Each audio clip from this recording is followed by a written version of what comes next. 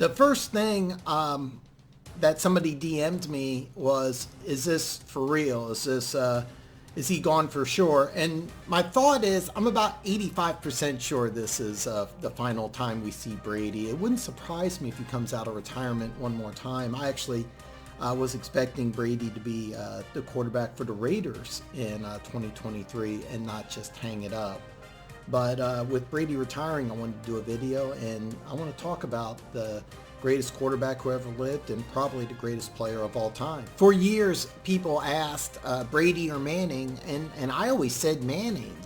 Now, this was as a Chiefs fan, and Manning owned the Chiefs. He was 11-1 at Arrowhead, and the loss was on Halloween where he threw for 473 and 5 touchdowns. So for years, it was Manning. And then when Manning retired, and Brady was still playing at such a high level, my feelings started to change. Manning won the Super Bowl. He retired the next year. Brady is down 28-3 in the third quarter of the Super Bowl. Now, if you think the NFL is rigged, let me ask you, do you really think Roger Goodell wanted to hand the Lombardi Trophy over to Brady after suspending him for 4 games? I mean, Arthur Blank's on the sidelines congratulating people, and Brady ends up with the greatest comeback in Super Bowl history.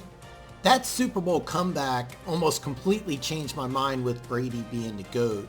But when he goes to Tampa Bay after they won 6 games the year before, and he wins a Super Bowl there, he ends up beating the guy who might be the GOAT one day in Patrick Mahomes. After that game, I said, that's the greatest quarterback in NFL history. Everyone has their own definition of greatness. I put a large emphasis on longevity. I have a buddy who said that Brett Favre, all he did was have that consecutive game streak, where I would put Favre as one of the top 10 quarterbacks of all time because of that streak. I have Ray Lewis as the greatest middle linebacker of all time. Was Butkus a better player? Probably, but Butkus only played 8 full seasons. Ray Lewis played 17.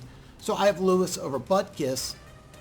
But if I'd only picked one in his prime, I'd probably pick Butkus. When you count a player out or down and he comes back, that's a level of greatness that just transcends all sports. Being suspended for 4 games over deflated footballs, being down 28-3 in the Super Bowl, leaving maybe the greatest coach in NFL history, and then winning a Super Bowl the next year with a team that had a losing record the year before. When you look at stats, try finding his best year. I thought it was the year that he was suspended for 4 games. He ended up with 28 touchdowns, 2 interceptions. What about 2021? 5,316 passing yards, averaging a career high 312.7 passing yards a game at 44. Maybe 2007 when he threw for 50 touchdowns. 2010, his unanimous MVP season, 36 touchdowns, 4 interceptions. First time ever an MVP was unanimous.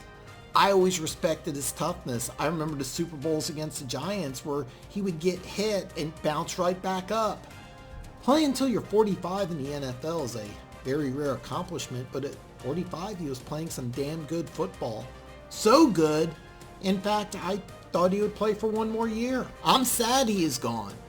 I do have Brady as the greatest quarterback and greatest player of all time. Jim Brown was the most dominant, but that's another conversation for another day. 20 years from now, hopefully I'll change my mind and have Patrick Mahomes as the greatest quarterback of all time. But for right now, the GOAT has left the building.